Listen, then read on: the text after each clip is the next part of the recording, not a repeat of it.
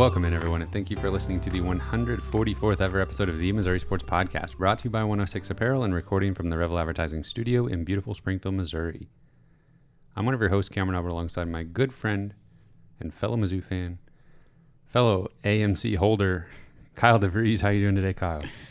I'm doing pretty well, Cameron. I was going to say it's been a busy week with all this Mizzou news and recruiting opening back up. We've been following the stock market. We've been busy. Yep.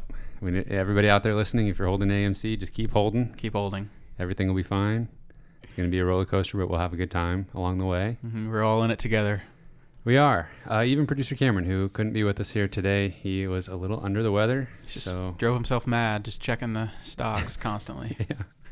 Yeah. We wish him a speedy recovery, and hopefully he's back in action next week. He's probably at home playing video games. Kyle, before we get started, I want to remind everyone to check us out on YouTube and subscribe there. Leave us a comment like Luis Hernandez did. He had a request for us, Kyle. He said he's new to the show and wants us to do an in-depth breakdown of the coaching staff, especially the new hires leading up to football season. I told him absolutely we could do that. We'll get through recruiting a little bit, and then as we get closer to the season, we'll do all the preseason stuff, like break down the roster, break down the schedule, and we'll add the coaching staff in there. We've talked about the coaches as the staff has been assembled over the past few months, but I think that's a great idea to kind of take stock of the staff as a whole. And so thank you for that comment. We'll get on that. And don't forget, everyone, you can support us directly on Patreon, and you can find that at patreon.com/Missouri Sports Pod. And then last thing I have here, Kyle, is kind of an exciting announcement. I don't think I've even told you this. If you combine our podcast downloads and our YouTube views, we just smashed right through 20,000 combined downloads/views since we started doing this podcast. So that's fantastic. Yeah. Thanks everybody for the support and being part of a community. We've been doing this for what, three years now? Yeah, and it's coming up on it. It's been a blast, and we obviously will look forward to continuing to do that for as long as we're live. Yeah, as long as people watch, even if they don't, probably. Yep. If people stop watching, we'll just have to go back to doing it without microphones. But yeah, we're going to be cruising right through 30,000 here shortly, so that's pretty exciting. Well, Kyle, this is going to be a recruiting-centric episode, football recruiting to be specific. That is all in the news right now. Mizzou had a big event called Night at the ZOU. There are some highly touted recruits being talked about, being linked with the Mizzou staff. They were on campus, had good things to say. It's all very exciting. We're going to break it all down and basically try to just determine how rosy the outlook actually is. Are we getting ahead of ourselves when we talk about this stuff, or is there a pretty good reason to be excited? I think there's a pretty good reason to be excited, but we'll figure it out together. Yeah, certainly a lot of star power in recruiting rankings that have been on Mizzou's campus, and it's crazy. Some of these guys are meeting some of the coaching staff in person for the first time, and they've been recruited for over a year by Mizzou, some of them. So we're going to be throwing a lot of names at you guys. So some of them you're probably really familiar with, and some of which maybe you're not as familiar with but should be. So we're going to just kind of start going through all that, and we'll have a lot to throw at you. But I guess first I just kind of wanted to look at Missouri's overall rankings so far for the 2022 class. And they've got 8 commits, and 3 of those are 4 stars and 5 of them are 3 stars. And that ranks 17th in the nation, according to Rivals. So, and with 8 commits, we're probably going to take, that's probably not even half the class. We're probably going to take another 12 to 14 guys. So a lot of recruiting action still yet to take place. But we'll start with Night at the ZOU. And did you have something you want to say? What was the Rivals ranking again? 17th. Okay. Well, 24/7 Sports has them at 15th. Wow. So that's an average of 16. Yeah. Last year, 24/7 had it at 28. So that's exciting. Which is still one of the best classes ranking-wise we've had in a long time. What's crazy, though, is when you look at the SEC rank compared to the national rank. So, like right now, 15th nationally but 7th in the SEC. That's ridiculous. Because that's all these schools do is recruit. And also win games. Yeah. It's almost like those two things go hand in hand. A little bit. Not always. Tennessee. We'll start with Night at the Zoo, and today is Thursday, June 3rd. So Night at the Zoo was yesterday. And I'm just going to run through every single Mizzou commit for 2022 was there, actively recruiting, just kind of being a part of the day. And we're going to break down those guys next week in a little bit more in depth, but I just kind of want to run through that list really quick. That's Sam Horn, quarterback, Marquise Grayfield, defensive tackle, Isaac Thompson, safety, Tristan Wilson, offensive guard, Max Wisner, tight end, Armand Membao, offensive guard, Mecky Miller, wide receiver, and Jamarian Wayne, wide receiver. So all of those guys were there actively recruiting. It seems like the movement, the buy-in is especially strong with this group, and they want to get some more talent on the roster. That's very exciting. Then I guess we'll talk about the uncommitted guys that were there, and that's really when you start to get into the serious star power. And I guess we'll just start off with none other than Luther Burden, and that's a 5-star wide receiver. That's probably the best wide receiver prospect in the country.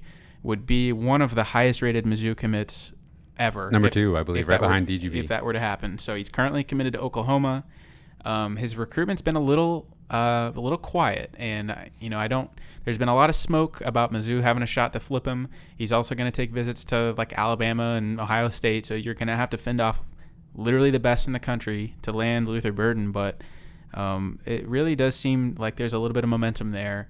And I think one thing that's really encouraging about this particular visit, and not only is he on campus for this visit, but he brought his family. He brought his girlfriend, his parents, and I think his dad in particular has been pretty adamant about keeping his recruitment quiet and just kind of going about their business in private, which is fine. But he came out to the public and said we're going to visit Mizzou, and so we found out like a day or two in advance that he was going to be there. So that's just enormous. Yeah. I've been trying my very best to temper my expectations with Luther Burden because there's really no point in getting your hopes up for something like that. It's just not a good idea to go down that path. But the second you started talking about him, I just got this big smile on my face, and I can't help but imagine what it would be like if he came to Mizzou. So, of course, I went down the rabbit hole, started watching highlight videos on YouTube and stuff like that. But I gave myself today to think about it. And then I'm going to move on. And if when that announcement day comes, even if it's just that he's sticking with Oklahoma, everything will be fine. But man, he is incredibly talented, and he is like a once in a generation type player. The fact that he's even considering Mizzou and got on campus and seems to be considering Mizzou seriously is just, it's not something we see every class. And I think we're lucky that he is so close to Columbia, and that regionally it makes sense. But like you said, he's going to have every single program worth considering after him. And but he could be a catalyst and a trendsetter in a huge way if he stayed home and went to Mizzou. And Mizzou's got a lot of things going for them in this battle for Luther Burden. I mean, they've got a quarterback that has proven success and has a lot of time left to be at Mizzou. They have other weapons. I think he would love to play with Mookie Cooper, Dominic Lovett. They have a lot of, and obviously Coach Trinkwitz, they have a lot of things going for them in this particular recruitment. And I mean, there was rumors flying around Twitter yesterday that that he's making a commitment video, and obviously you don't make a commitment video if you're already committed somewhere. You're not going to make one again for Oklahoma. So there's a lot of smoke that he may be looking to flip, and obviously Missouri would be right there in the running if that were the case. I just have to think, I don't know, I think I would put Mizzou's quarterback room, including Coach Drinkwitz, along with the quarterbacks that he's recruited so far. I feel like I would have to, obviously there's going to be some programs that just have like the guy that's like a Heisman frontrunner and stuff, but I can't imagine looking around and seeing a better situation if you're like, yeah, I don't know who the quarterback's going to be 2 years from now, but if it's any one of these guys that take hold of that role, then if I'm a wide receiver, I'm feeling pretty good regardless. Yeah, if somebody takes the job from Wesolak, that's just even better news for those prospects. I mean, that person is truly knocking it out of the park if they're taking the job from Wesolak because he's been so impressive. But I saw a picture of Luther Burden in the white, all white Mizzou jersey on Instagram or something, and I was like, it's beautiful. So there was one of those Twitter or like announcement edit accounts that like photoshops jerseys on people for announcement images that tweeted something cryptic about like a 5-star player in the 2022 class got some news on him tonight. This was last night, and ended up being somebody. It ended up being a very underwhelming announcement that somebody considered Clemson to be in the driver's seat of their recruitment. It's like, okay. Yeah. Well, speak of the devil, he quite literally, as you were speaking, tweeted about Luther Burden. He says, "I spoke with 5-star Luther Burden yesterday." This is at Hayes Fawcett 3 on Twitter. "I spoke with 5-star wide receiver Luther Burden yesterday after his Mizzou visit and had nothing but good things to say." Luther Burden, quote, "Me and my family enjoyed our time at Mizzou yesterday. Love the environment and the coaches. Go Tigers." Okay. And then it just has his official visit schedule. He's going to be busy this summer. He's going to Ole Miss, Alabama, Georgia, and then going to Mizzou again, Oklahoma, Indiana, and then in the fall, Alabama, Oklahoma, Georgia, Florida. So he is a busy man. Holy cow. When's he back in Columbia? June 24th. Okay. So his recruitment is not going to be short and sweet. I think that timeline is brutal. That's ridiculous. Holy cow. So I think we're going to be battling out for Luther Burden all the way to the end. So. All right. After this episode, I'm going to have to check out of that recruitment a little bit, or I'll drive myself crazy. Yeah, I know. So I'm going to have to rely on you to give me any updates. If there's, I'm sure I'll see it on Twitter. You can't avoid that kind of stuff. Yeah. Well, unfortunately for your mental health, we got a lot more guys to talk about. Oh man. We'll move on to Toriano Pride. And these are all guys that were at Night at the Zoo yesterday. 4-star cornerback from St. Louis. He's at Lutheran North. At this point, he still has to visit Ohio State and Clemson, and a lot of people think it's kind of up in the air between Mizzou and Clemson at this point. It's kind of a 50-50. Mizzou doesn't normally beat out programs like Clemson that really want 4-star players from St. Louis, so I wouldn't get your hopes up, but I don't think Mizzou's out of that race at all. 24/7 Sports has him a couple crystal ball predictions to Clemson with an 8 out of 10 on the confidence meter. So that's usually the kiss of death. Yeah, that's kind of like an easy prediction though. Like if Clemson is involved in a recruitment, you can go ahead and pencil the guy in, and you're going to be right most of the time. Yeah. Next guy is Gentry Williams. He's a 5-star cornerback from Tulsa. And keep in mind, the last two guys I just said were 4- and 5-star cornerbacks. So Mizzou is really in on some highly rated secondary players. So Gentry Williams has a good relationship with current cornerbacks coach Aaron Fletcher. So that's another good connection that Coach Fletcher has brought recently. I saw a quote from Steve Wiltfong from Rivals. He had an article that night at the Zoo, and I'm trying to see. Okay, Gentry Williams' quote in this article says, "It was a live atmosphere. The group that was there was really fun. Not too many people. The entire trip was fun, and I'm really glad I went.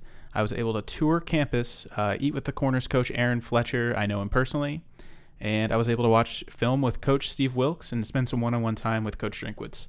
So it sounds like, I don't know if every player got the red carpet like Gentry Williams did, but I mean, it sounds like he really got, to truly experience the red carpet treatment and kind of got to spend some time one-on-one with all of the coaches. So clearly he is a priority. Does that seem like time well spent to you? I mean, prying him out of the state of Oklahoma seems like a tall task, and then waiting in the wings if he doesn't go to Oklahoma is USC, Florida, LSU. Does that seem, I don't know. If he was like a Missouri kid, then you have to do that kind of stuff. But I don't know. I always worry when we're talking about like 5-star out-of-state guys. Is that a good use of the staff's time and energy? Normally, I would say no. And again, I don't know Mr. Williams personally, so it's really tough to gauge the situation. But because of his connections, it sounds like he's really open and he's listening, and these things are well received. And if you didn't know this already, Coach Drinkwitz seems to shoot high. Yeah. So yeah, I mean, in all honesty, is he coming to Mizzou? Probably not. But the reward, though, if he did, because of those connections, would just be insane, and that would be, again, one of the better players we've probably ever landed recruiting wise. Yeah.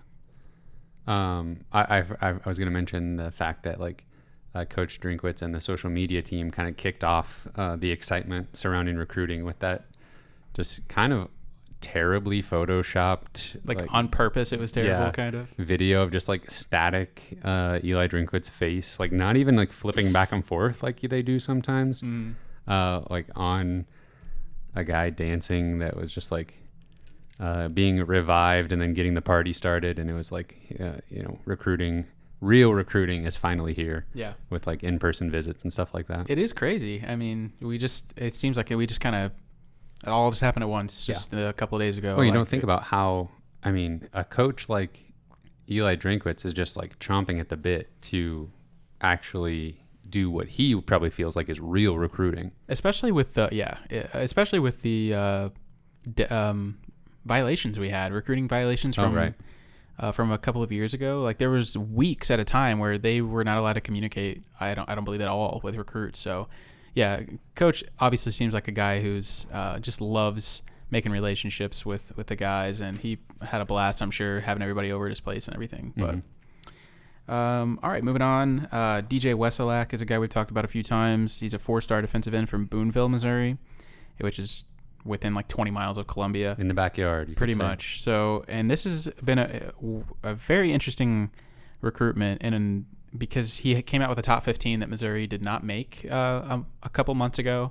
But a lot of people and insiders still think that Missouri is very much in the running. So, and I think his mom works, like right across from Mizzou's campus. Like he's just, he's lived and breathed it his whole life. So it seems interesting that he would leave them out on a list like that, but it may just be a lot of those schools he probably can't commit to at the moment, maybe, or he just wanted to leave them off because he was trying to be cool. I don't know.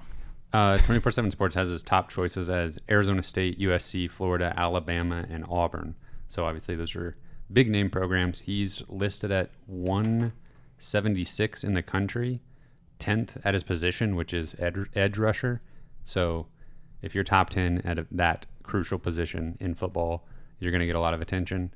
I don't know. I think maybe I don't quite have the pulse of the fan base, but I think because of some of these bigger name 5-star, top 50 players that we're talking about, I think he's kind of being overlooked. And part of it is because he left Missouri off that list. It's like, okay, we're just going to move on. But I don't know. He's kind of maybe sneaky one of the most important guys, I think, as far as if you were able to get him to turn around and really consider Mizzou and maybe be a part of like a top 5 down the road and be in it till the end. I think that would go a long ways to show how dedicated Eli Drinkwitz is to, turning over every stone and really not just dismissing a kid too early when it doesn't seem like Missouri is going to be the spot. Mm-hmm. Wesolak did have this to say in this article with Rivals and Steve Wiltfong. He says, Drink is doing a really good job of bringing that culture and loving family vibe to Mizzou. The whole staff, even the players there, it's like a family there and everyone has everyone's back. That's one thing you can tell is changing. And then he goes on to say they will be a big name school with Drink if they keep doing what they're doing recruiting wise and win a lot more games there. So yeah, it's interesting. I mean, that quote sticks out to me in particular because it is a guy that has been around Mizzou and to say things are changing. Yeah. Which I don't know. We've seen a few comments where, I mean, we had Jordan Johnson who said something like, I wish it had been this way. It should have always been this way, talking about Drinkwitz's commitment to recruiting the state of Missouri. And with this comment, it's just like, man, what was going on before? Right. That's allowing these players to notice this change. Right.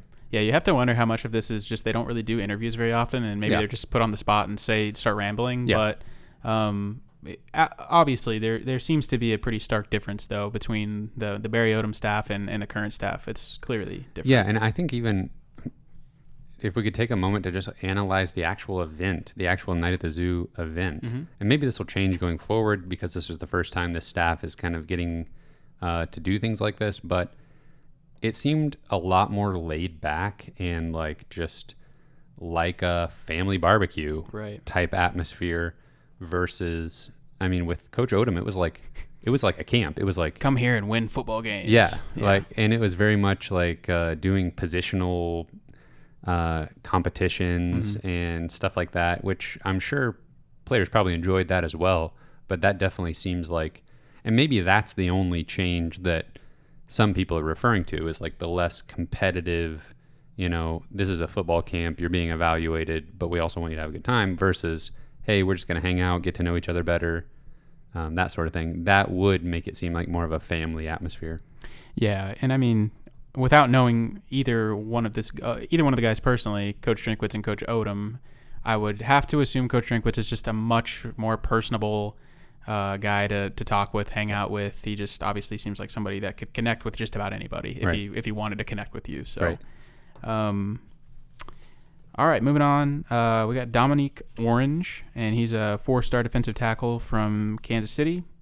And he's a guy that I feel like his recruitment's just been a little bit quieter than some of these guys. I don't know as much about him because I've just always felt like he's kind of a long shot to come to Mizzou. He just seems that his interest just seems to be elsewhere, maybe leaving the state. But still good to get him on campus. It's just kind of one of those things where if a movement gets going and some of these dominoes start falling, you never know. Yeah, he's kind of an interesting. I was looking at his recruiting profile, and what stuck out to me was he's 60th at his position, around the 400 mark nationally, and that's in the composite score and 24/7's just standalone rankings. Yet he has offers from some big programs like Georgia, and several others that I was just kind of like, I don't know, maybe a lot of programs are finding him to be just undervalued from a ranking standpoint. But I kind of like to take note of those guys, even if they don't go to Mizzou. I like to check in on them later, especially if they go to a big name school, because sometimes I feel like the coaches kind of unearth something that the recruiting services don't quite see, maybe. But a lot of time the recruiting services are just going off of the offers that a kid gets. Sometimes. But that doesn't seem to be the case here. Yeah. I don't know. Just be an interesting one to watch. That is a good point of something we should talk about this summer, is maybe go back and revisit some of the Mizzou misses of the last few years. But I don't know a whole lot about Orange, but it's definitely a name to keep an eye on down the stretch for sure. Next guy that visited was Chris McClellan, and he's a 4-star defensive tackle from Tulsa, is good friends with previously mentioned Gentry Williams. And, man, he's a guy that looks the part. And he's just – I don't have his measurables here in front of me, but he is enormous and just looks like a guy that would be ready day one to play. I'll take him. He had an interesting quote in this article that I've been reading it's 24/7 is Steve Wiltfong, not Rivals. Oh my gosh. How embarrassing. We got a whole situation now. McClellan says, quote, "It was great. I loved it. It raised them up quite a bit. I don't favor one school over the other, but their presentation of NIL was awesome." Okay, NIL, that is name, image, and likeness, which we talked about recently. Eli Drinkwitz being a big proponent and spearheading, getting that into Missouri's legislative hands so that they can pass a bill, and that did happen. So it's so cool to see and interesting to see that quote. I mean, it just tells you what's going on, that they had a presentation talking about, I'm assuming, how a player can use their name, image, and likeness to make money, specifically by coming to Mizzou. Right. And I mean, we literally talked about it last week. Like, how is Drinkwitz going to be able to use this? Like, what's the angle, and will we see this come to fruition anytime soon? And here we are next week. We've already seen it come into play where players are literally quoting. He was fine-tuning the presentation as we were talking about it last week. Probably. So, I'm sure he's using that angle and talking about how they've been progressive in pursuing that opportunity for their players and recruits. So that's pretty awesome. Yeah, probably any family members in the audience probably wanted to hear that too, and probably pretty excited. Yep. All right, moving on. We've got Micah Riley Ducker. He's a 4-star tight end from Nebraska, and he's a guy Mizzou's been on for quite a while. I don't get the feeling that Mizzou is a front runner in this race, but you just never know sometimes, especially after a big event like this. I mean, Mizzou could have definitely moved up for him, but we've already got one tight end committed, and that's Max Wisner. But knowing Coach Drinkwitz and how he probably wants to run the offense, I think they'll definitely try and take two tight ends every year, probably, or almost every year. So, and they have a couple of backup options that we'll probably talk about here in a little bit if they don't land Riley Ducker. But he's certainly a talented pass catcher. Yeah, I'm all about him. Tall, fast, catch the ball, big guys, block a little bit. You don't even need to block. I don't care. Catch Somebody else will passes. block. Yeah. Next guy is Jake Makula, and he's a guy that kind of just, for me at least personally, came into the picture recently. He got an offer. He's from Colorado. He's a 3-star offensive tackle, and then it just almost immediately puts Mizzou in his top 8. And then it seemed like he was like this was obviously an invitation-only event. It seemed like he got an invite a little bit later. So maybe this is just kind of a recruitment that just seems to be kind of blowing up with him recently. I don't know how long the staff has been on him. Next guy is also a guy that I wasn't sure if he was going to make the trip, but did end up tweeting that he was at Mizzou, and that's Mika Megwa, and he's a 4-star running back from Texas. That is all the 2022 guys that were there that I know of. There were a few 2023 guys that were there, and a name that every Mizzou fan that follows recruiting in any fashion whatsoever should know, Caden Green. He's a 4-star offensive tackle from Lee Summit. And keep in mind, this kid's like 16 years old probably, and he's 6'5", 325. Can he play tomorrow? Like, can he play this season? Probably, yeah. Bring him on down. Yeah, just might as well. Let's see what happens. I saw a tweet from his dad. Really loved the visit. So, and he's been recruited by Mizzou for a long time already. So, he's kind of a household name, and we will probably be in on him till the very end. And then 2 other 2023 guys, Jaden Doss, wide receiver from Peculiar, Missouri, and Brett Norfleet is a tight end from St. Charles, Missouri. So a couple of future names to keep an eye on. Yeah. I've got a name here that I was trying to think. I felt like he would have been in that group, but maybe for whatever reason wasn't able to go. I don't know how you pronounce his first name. Roberts Day. Mm-hmm. He was. I feel like he was on campus sometime recently. Yeah. He. Let's see. I wrote down a couple notes for him. I don't know how to say his first name either. I think it's like Kayan. Probably. Kayan Roberts Day. He's a lot of the recruiting services have him listed as an athlete from Festus, Missouri, and he's currently committed to Baylor. But I feel like it's pretty common knowledge that he's probably not going to stay at Baylor. And it's kind of up in the air what position he's going to play in college, but I think Missouri would like him to be a tight end or a linebacker, probably most likely a tight end.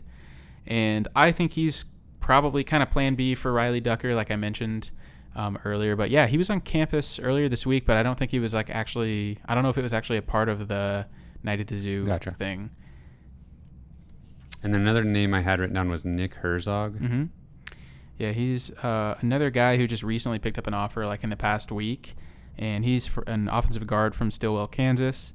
I think Kansas State has been on him for a really long time, so it's going to be tough to pry him out of Kansas, but definitely I think he was a guy that worked out on campus maybe a couple days ago, and they liked what they saw. Okay, cool. I wasn't sure. I was getting mixed up on which guys were like at the event versus just happened to be visiting around the same time. That was a little confusing. I don't think either one of those guys were there, but they were on campus. Gotcha. Recently. one other guy who was invited to the event but did not come was Jaden Scarlett, and he's a 4-star defensive tackle from Texas. And the only reason he didn't come to Night at the Zoo is because he's got an official visit scheduled at Mizzou in like 2 or 3 weeks. So he's from Texas. He has all the crystal ball stuff to Texas A&M. So it's gonna be tough to get him out of Texas probably, but still a talented player that the staff feels like they've got a connection with.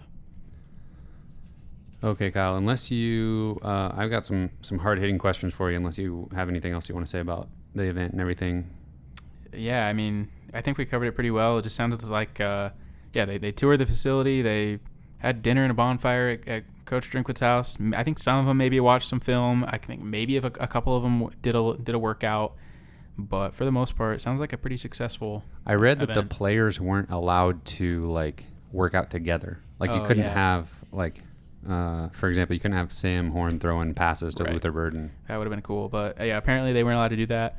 Well, that reminds me is, like, I was like, how are they going to go to Coach Drinkwood's house? Like, how is that allowed? Yeah. And I guess there's some rule that if the coach's house is within a mile of campus, they can host recruits.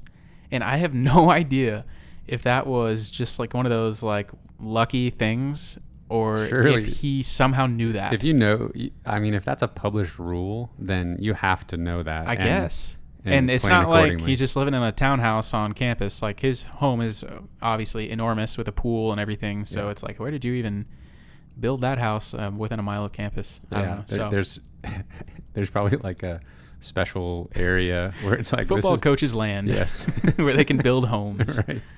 Yeah. So that was a pretty amazing loophole that I can't imagine too many coaches are able to take advantage of. Very cool. Okay, so I'm going to put you on the spot here, Kyle. The biggest names that we talked about, I want you to give me a percentage chance that they end up a Missouri Tiger. Okay. Let's see here. We'll start off with DJ Wesolak. 25%. Okay. All right. How about Dominique Orange? 15%. Oh yeah, and I hope this trend doesn't continue. All right. Toriano Pride.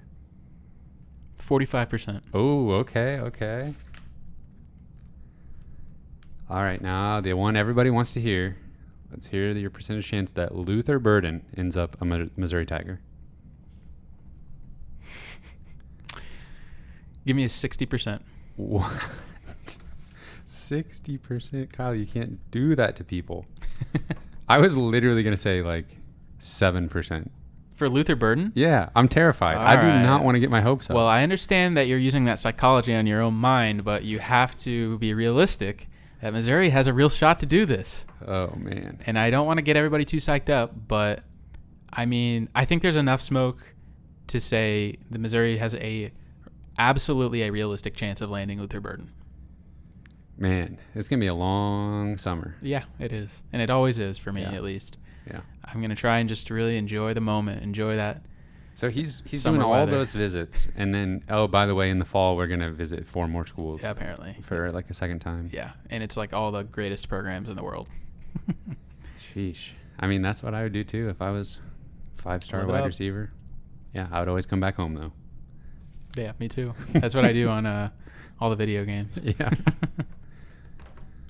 Okay, well, that's a lot of names, a lot of big names, a lot of exciting news. Definitely seems like Mizzou football is trending in the right direction in the eyes of a lot of recruits, and I think, I don't know, they're starting to get the attention of some guys. I'm trying to think back to like Barry Odom era.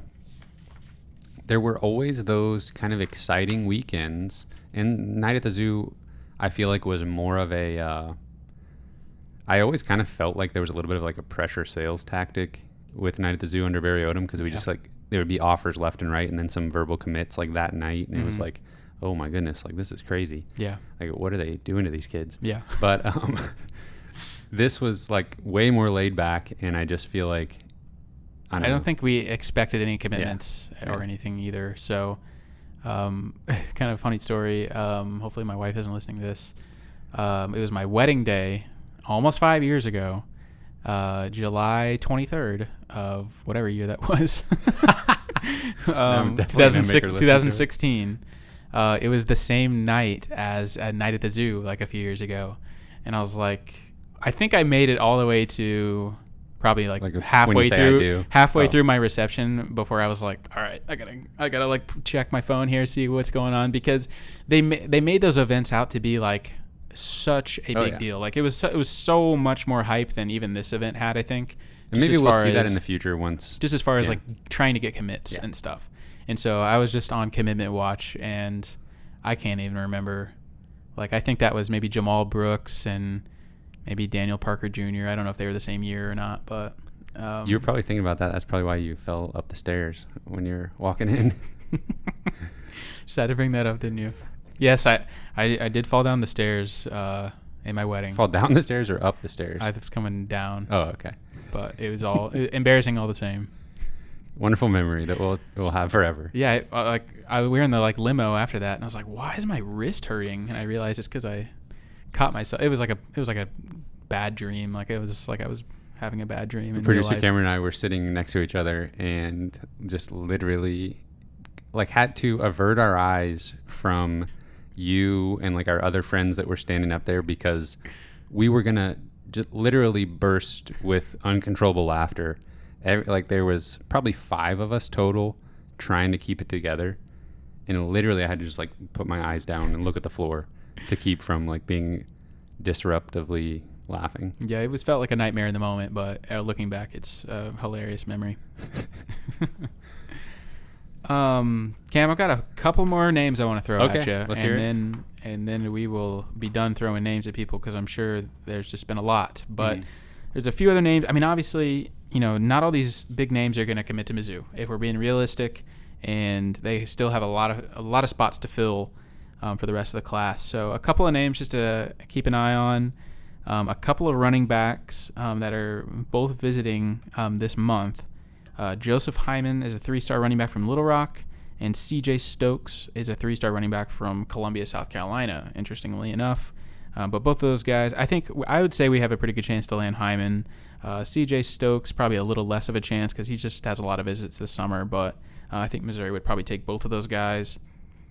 Jaleel Johnson is a 3-star defensive end from Oklahoma City, and maybe kind of a backup plan to some of those big names we talked about a few minutes ago.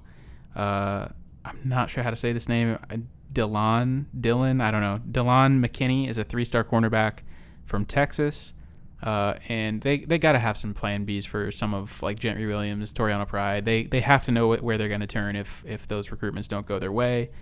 And one other guy that I wrote down was Kinsey Paul from Chattanooga, Tennessee. He is listed as a wide receiver, but being recruited as a safety or cornerback.